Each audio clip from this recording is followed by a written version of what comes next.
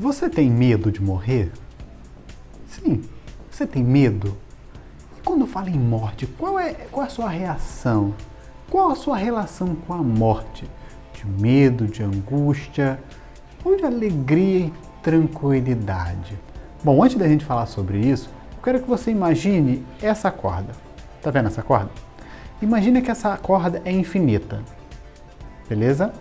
Agora imagine que essa corda seja uma linha do tempo da sua existência. Então, você existe para sempre. Agora tá vendo esse outro pedaço aqui? Esse pedaço azul representa o nosso tempo aqui na Terra de vida. Então nós nascemos, crescemos, né, aqui nessa parte e morremos. Depois vem a eternidade em um outro lugar. Bom, essa corda irá nos ajudar na análise de hoje. Hoje nós vamos falar da letra da canção Sublime, de Leonardo Gonçalves. Será que essa canção é bíblica, não é bíblica? Devo ou não cantar em minha igreja?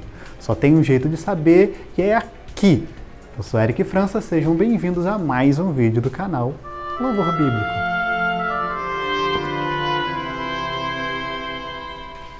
Bom, certa vez alguém me perguntou por que eu não sigo um padrão para analisar as canções aqui no Louvor Bíblico. Bom, e a resposta é simples. Ora, se não existem músicas iguais, todas as canções são diferentes, por que eu devo analisá-las de forma igual? Bom, se as canções são diferentes, cada análise vai ser diferente. Então, cada análise que eu faço vai ter um padrão de análise. Então, vai ter música que eu analiso, eu falo da letra primeiro e depois eu explico. Vai ter canção que eu explico antes de falar da letra. Tem canção que eu vou ler a letra inteira para depois explicar. E vai ter canções também que eu vou precisar ler trecho por trecho. E é justamente o que nós vamos fazer nessa canção Sublime de Leonardo Gonçalves. Nós vamos ler agora trecho por trecho para poder entender melhor a letra. Então vamos começar com a primeira parte. Carros pela cidade, correndo contra o tempo, distantes no vazio, atormentados pelos males de uma era turbulenta e sem alívio. Bom, então já no início da canção, no início da letra, o autor, na verdade a autora, porque quem escreveu não foi Leonardo, mas sim Daniela Araújo, faz menção a essa parte aqui da corda, que é o período da nossa vida, da nossa existência. É aquela correria do dia a dia que todo mundo tem, né? A luta pela sobrevivência, onde você tem trabalho, estudo, faculdade, família, filho, pai, mãe, esposa, marido, aquela correria, você tem que acordar cedo para trabalhar, para fazer um monte de coisa e você vai dormir já pensando no dia de amanhã que você vai ter que fazer, resolver, você paga uma conta hoje já pensando no vencimento da próxima, aquela correria louca, frenética do dia a dia, que é justamente o que o autor já fala no início da canção. Aquela luta, aquela corrida contra o tempo. Tudo isso que o cantor narra já no início da canção, ele faz menção a esse trechinho aqui, ó. Esse pedaço da nossa vida, da nossa existência que todo mundo passa, né? É a nossa luta pela sobrevivência. E ele vai continuar a letra. E eu anseio pela noite ou pelo dia, dia sublime, tão sublime. Bom, então a gente já vê que o autor, ele diz ter ansiedade tanto de dia quanto pela noite, tamanha sua ansiedade pelo dia sublime. Bom, então antes de mais nada a gente precisa saber o que significa essa palavra sublime. Sublime é algo de inacessível perfeição, material, moral ou intelectual. O que significa inexcedível? É algo que não se pode alcançar. Imagina uma corrida em que o corredor fala assim, aquele que tem em primeiro lugar é impossível ultrapassar. É impossível a gente ultrapassar aquele lá é incrível, ele é inexcedível. Ou seja, é impossível ultrapassar, é impossível ser melhor. Então, sublime é isso. Outra definição é algo elevado, superior. Então, a gente nota que o dia que o autor faz referência na letra não é um dia comum, né? Comum no nosso dia a dia, de trabalho, correria, faculdade, estudo, não. É um dia sublime, é um dia elevado, é um dia diferente de todos os outros que a gente já viveu. Um dia que a gente nunca viveu e talvez nunca viverá novamente. Um dia totalmente diferente. Aí fica a pergunta, que dia é esse que esse autor tanto anseia? Vamos continuar na letra. E na saudade por alguém que eu ainda não vi. Essa frase eu acho muito interessante, porque quando fala em saudade, saudade é um sentimento que você tem quando você passa um período de tempo sem ver uma pessoa, né? Sem ter contato com aquela pessoa. Então você fala assim, poxa, tô com saudade do fulano, quanto tempo que eu não o vejo, né? Agora aqui ele está fazendo algo claro que é proposital, mas uma saudade de alguém que eu ainda não vi. Quem é esse alguém que ele nunca viu e ainda assim sente saudade? Continua, olha o que a letra diz. Me imagino correndo para teus braços, ó Pai. Então, um segredo já é revelado. Então, esse alguém, essa saudade que ele tem para alguém que ele ainda não viu é Deus, o Pai, com P maiúsculo. Então, esse é o dia sublime que o autor tem tanto anseio, o dia do nosso encontro com Jesus. Continua a letra. Eu só quero a calmaria de um lugar que sopra o vento da paz, guiando as águas tranquilas. Sou estrangeiro e vou seguindo para o eterno lar, enquanto eu espero o momento em que vou te encontrar. Quando? Não sei. Um dia eu sei. Estarei no meu lugar tão sublime. Nossa, mas que letra espetacular! Nesse trecho da música, ele deixa de falar dessa parte para falar dessa aqui. Então, no início da canção ele fala disso. Carros pela cidade, correndo pelo tempo e tal. Depois ele começa a falar daqui. O dia sublime, o dia do encontro com Deus. E ele começa a falar no refrão, eu só quero a calmaria de um lugar. Que lugar é esse? Que jorra as águas tranquilas. É um lugar na eternidade. E olha só que interessante, ele fala assim, sou estrangeiro e vou seguindo para o eterno lar. Lembra? Eterno. Infinito, a corda infinita, lembra? Nós somos eternos, né? O nosso espírito, nossa alma são eternos. A nossa carne é mortal, morre, vai morrer daqui a um tempo. Mas o nosso espírito é eterno. E ele fala, vou seguindo para o eterno lar. É esse dia tão sublime que ele aguarda com ansiedade para chegar no eterno lar. E ele fala assim, ó, aqui eu sou apenas estrangeiro. Eu sou estrangeiro, porque o meu lugar não é aqui. O meu lugar é aqui, na eternidade, né? E às vezes a gente gasta a nossa vida toda pensando nessa parte aqui, quando na verdade deveríamos passar a nossa vida toda aqui pensando aqui. E ele fala, enquanto eu espero o momento que vou te encontrar, quando? Não sei, né? Não sabemos. Jesus falou, somente o Pai sabe, nem o Filho, só o Pai sabe. Mas enquanto eu aguardo esse dia sublime, estarei no meu lugar tão sublime. Então veja que o dia é sublime e o lugar também é sublime. É um lugar elevado, é um lugar diferente de todos os lugares que você já possa ter pisado ou conhecido. É um lugar inexcedível, um lugar que nenhum lugar no planeta pode se comparar a esse lugar sublime em beleza e perfeição. É um lugar sublime. Eu te pergunto, que lugar é esse? Ele revela logo a seguir na letra, quando ele repete uma palavra. Jerusalém. Eric, esse lugar é Jerusalém? Aquele lugar lá em Israel? Não é essa Jerusalém que o autor se refere. mas sim a Jerusalém descrita por João lá em Apocalipse, quando João, preso na ilha de Patmos, tem uma revelação, uma visão da nova Jerusalém. Então é desse lugar sublime que o autor se refere. Vamos terminar a letra?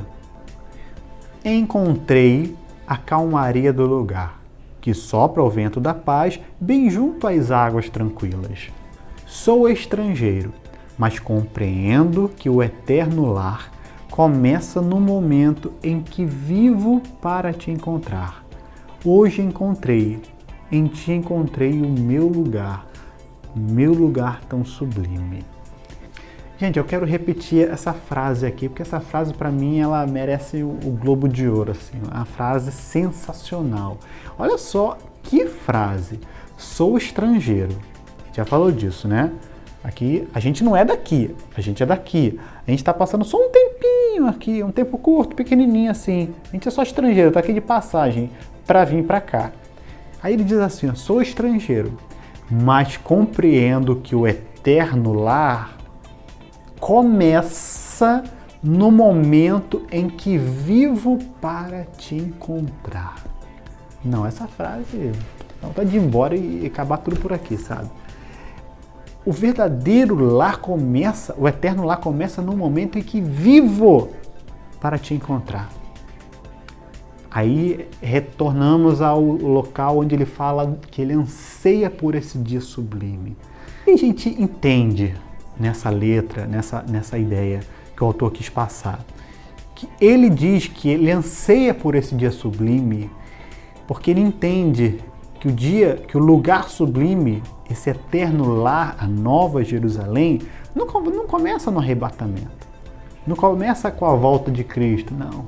Ele começa aqui agora, quando eu vivo a minha vida pensando na eternidade. E o nosso problema é que a gente gasta toda a nossa vida pensando nesse pedacinho aqui, sabe? A gente quer ter conforto, a gente quer trabalhar muito, ganhar muito dinheiro, a gente quer estudar, nada contra, realmente a gente precisa estudar, se esforçar, até porque a gente quer ter mais conforto para a gente, para a nossa família, isso é normal, isso é natural, mas quando a gente, olha só que burrice da nossa parte, quando a gente gasta nosso curto espaço de tempo em vida aqui, pensando só no aqui, quando a gente tem uma eternidade pela frente. Já parou para pensar nisso? Né? A gente gasta todos os nossos esforços, todos os nossos recursos, toda a nossa intelectualidade, tudo que a gente tem para esse pedacinho aqui. E aqui? E todo o resto? Então, quando a gente começa a olhar para isso, a gente vê o quanto equivocado que a gente está na nossa fé, né? A gente deveria viver a nossa vida pensando na eternidade. Sabe, quando Paulo diz aos Filipenses, quando ele escreve bem assim, olha gente, tudo que for verdadeiro, tudo que for puro, tudo que for honesto, tudo que for isso tudo, ocupe o vosso pensamento. Seja isso que ocupe o seu e o meu pensamento. E eu entendo com isso que a gente deveria ocupar nossos pensamentos mais com a eternidade do que com as coisas dessa vida. Não estou dizendo que a gente deva largar tudo. Não, não. A gente tem que pensar assim no nosso futuro, no nosso emprego, no nosso bem-estar. Natural isso, né? Você é um pai de família, uma mãe de família, você quer dar o melhor para os seus filhos, para a sua família, é normal. Mas isso não deveria ser nossa prioridade. A nossa prioridade, acima de tudo, deveria ser buscar o reino e a sua justiça. Ou seja, pensar além desse pedacinho aqui. E eu vou te falar uma coisa. Jesus passou a sua vida inteira aqui na terra, pensando no céu. Até porque ele veio de lá. Érica, mas com que base bíblica você faz tal afirmação? Ora, leia os evangelhos que você vai ver que eles... Porque assim, a gente vê que Tiago nos ensina, o evangelista Tiago diz que a boca fala o que o coração está cheio. Ora, se o meu coração estiver cheio de pecado, só vai sair pecado. Você já conversou com uma pessoa que gosta muito de futebol? Não, ele gosta muito de futebol. Você vai parar para conversar com ele e só fala de futebol. Já conheceu alguém que gosta muito de dinheiro? Ah, gente, é insuportável conversar com uma pessoa assim. Eu já conversei. Você puxa um assunto de futebol, né, para fugir do assunto de dinheiro. E no meio da conversa ele começa a falar, ah, não, porque o jogador foi comprado por tanto, isso é um absurdo. E já começa a falar de dinheiro. Aí você, cara, vou mudar de assunto. Vou falar de gastronomia. Né? Aí você fala, poxa, eu fiz um bolo caseiro lá em casa e tudo. Aí ele começa a conversar e a pessoa que só pensa em dinheiro, só gosta de dinheiro, ele começa a puxar o assunto pro dinheiro. Ele fala assim, poxa, é verdade, olha, você sabia que você pode vender? Nossa, dá para ganhar um dinheiro, hein? E você vai gastar tanto, você vai ter uma receita tal, bruta tal, não sei o quê. Vai terminar dinheiro. Aí você pensa, não, deixa eu mudar de assunto, vou falar de igreja. Pronto, de igreja não. Aí você, ai, poxa, do evangelho, você vai começar a falar de Jesus. Aí ele puxa para onde? Ah, não, porque o pastor trocou de carro. O pastor tá roubando dinheiro da igreja. Tudo vira assunto para dinheiro. É incrível. Eu já conversei com pessoas assim, gente, é insuportável. Por quê? Porque a boca fala do que o coração tá cheio. Então, se você estiver cheio de Deus, você só vai saber falar de Deus. É como se fosse uma fórmula matemática. Não tem erro. Então, Jesus falou muito do céu, o que ele chamava de reino de Deus. O reino dos céus. Leia os evangelhos que você vai ver que toda hora Jesus falava, era uma parábola, era uma história, era direto, ele toda hora falava do reino dos céus. Porque esse era o objetivo de Jesus. Voltar de onde ele saiu e que as pessoas entendessem que elas poderiam e deveriam buscar esse reino dos céus. E certa vez Jesus falou assim para os seus apóstolos, olha, o reino de Deus é como um homem que encontra um tesouro. E aquele tesouro é tão valioso para aquele homem que ele vende casa, carro, terreno, ele vende tudo que ele tem, ele vende tudo para poder ficar com aquele tesouro. Olha com que ele compara o reino dos céus. Então, é o lugar sublime, né? E o que Jesus queria dizer? A gente deveria ter fé o suficiente para abandonar tudo que a gente vê, que a gente acha que é importante daqui, para viver em função disso aqui, porque isso aqui é o nosso tesouro, que é muito mais valioso do que qualquer coisa que eu possa ter aqui. Entendeu? Então esse é o lugar sublime que o autor fala tanto. E eu acho interessante e me preocupo quando eu vejo um crente com medo de morrer. Aí o crente, não, eu não quero morrer porque eu quero ver meus filhos crescerem, eu quero conquistar isso, ainda tenho muita coisa para fazer, Deus me livre, eu não quero morrer. Mas peraí, não entende que depois da morte vem a eternidade? Se você, crente, tem medo de morrer, você não faz ideia do que seja isso. Te aconselho a estudar um pouco mais. Leia um pouco mais sobre o reino dos céus e você vai descobrir coisas incríveis. Não vou falar muito aqui, a gente não vai ter muito tempo, mas se você tiver um básico entendimento do que te espera do outro lado, você vai dizer assim, nossa, mas que vida é essa? Eu quero Maranata, hora vem, Senhor Jesus. Né? E tem pessoas que não cantam isso não. Não, Jesus, não vem agora não, porque, poxa, nem casei ainda, né? Poxa, nem terminei minha faculdade. Ah, eu nem comprei minha casa, nem realizei meu sonho. Meu irmão, o dia que você entender o que te espera do outro lado, você vai pegar tudo isso que você acha importante e vai fazer como Paulo. Paulo juntou todo o seu currículo e falou, isso não vale de nada. Isso aqui é como se fosse esterco. Porque o que mais vale é o prêmio da salvação em Cristo Jesus. Ora, e João diz que viu um novo céu e nova terra, ou seja, novo. Imagina Deus criando tudo do zero. Um novo planeta Terra, tudo novo, um novo sistema solar, um novo sistema, um novo tudo pra gente. Só nisso eu já começo a viajar. Imagina frutas que você nunca comeu, uma vegetação totalmente diferente de tudo que a gente já viu. Imagina experimentar sabores que você nunca sonhou experimentar. Não tem nem como a gente decifrar aqui, a gente descrever, porque não existe aqui. É totalmente novo. Imagina você ouvir músicas que nunca ouviu, sonoridades novas, escalas totalmente diferentes, harmonias.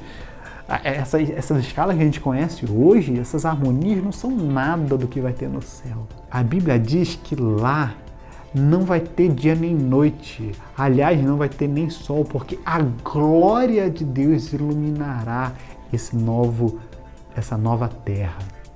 Então não vai ter dia nem noite. Por que não vai ter dia nem noite? Porque a noite pra gente é um momento de descanso. Ora, então, se não haverá noite, então não haverá necessidade de descanso. Ou seja, nós, com o corpo glorificado, não vamos nos cansar. Nossa, que maravilhoso. Então lá não vai ter contagem de tempo, não vai ter relógio, não vai ter esse negócio, não, tal hora tem um culto, tem hora de oração, depois tem que trabalhar. Não vai ter nada disso. A gente não vai precisar trabalhar para nos sustentar. Eu creio que lá vai ter trabalho, vai ter atividades. A gente não vai ficar o dia todo tocando harpa, não. Vai ter atividades. A gente não vai se cansar e nem vai fazer por obrigação para ganhar dinheiro. Pelo contrário, vai ser prazeroso trabalhar para Deus. E o melhor de tudo, imagina ver Deus face a face. Porque hoje a nossa adoração é limitada. Imagina você adorar a Deus diante da sua glória e majestade, com o corpo glorificado, sem pecado, sem mancha, sem nada. Já pensou? Então isso é só uma pitadinha de nada, só para te deixar uma pulga atrás da orelha, um pouquinho de curiosidade para estudar um pouquinho mais a respeito do que a Bíblia ensina sobre o céu. A gente souber um pouquinho que a Bíblia ensina já é o suficiente para a gente falar assim, olhar para a morte e falar, não tem medo da morte não, meu irmão. Se Deus quiser me levar, glória a Deus, eu quero que me leve. Porque essa vida aqui, sabe, faculdade, trabalho e tal, é legal, mas eu sei que tem coisa muito melhor do outro lado. Não tem nada. Mas eu gosto tanto do meu carro. Meu irmão, já pensou você na possibilidade de você voar? Não estou falando que a Bíblia diz, é uma conjectura minha. Né?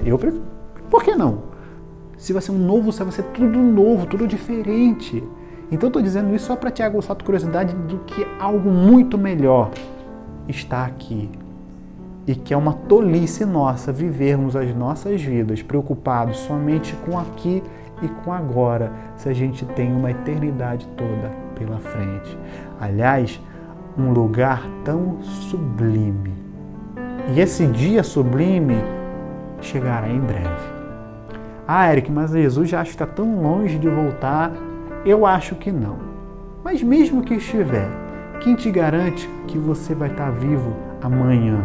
Jesus pode vir de duas formas. Primeiro é no arrebatamento e a segunda forma é na nossa morte. Se eu, enquanto estiver falando com vocês aqui, morrer nesse exato momento, Jesus vai ter voltado para mim. E quando Jesus vier, para onde nós iremos passar a nossa eternidade? Num lugar sublime ou não? Isso não depende de Deus, depende de mim e de você, porque a parte dele ele já fez. A graça nos já alcançou. Né? Agora é preciso uma decisão da minha e da sua parte. Aceitar, abrir o nosso coração para Jesus entrar, fazer morada, mudar nossa história e finalmente nos levar para a eternidade, para o lugar sublime. Bom, fique com essa palavra e pense bem no que você vai fazer na sua vida. Bom, espero que você tenha gostado da análise de hoje. Se você gostou, compartilha com um amigo que precisa ouvir essa mensagem. Eu tenho certeza que você tem um amigo que você fala, poxa, fulano precisa ouvir isso. Então manda para ele, compartilha agora, aperta o botãozinho e compartilha, porque você vai estar abençoando uma vida e abençoando esse trabalho. Dá o seu like, se inscreva no nosso canal, porque você vai ser avisado de quando novos conteúdos forem publicados aqui no canal. Então que Deus te abençoe, eu te vejo no próximo vídeo. Eu sou Eric França e você acabou de assistir mais um vídeo do canal Louvor Bíblico. Até a próxima, Deus te abençoe.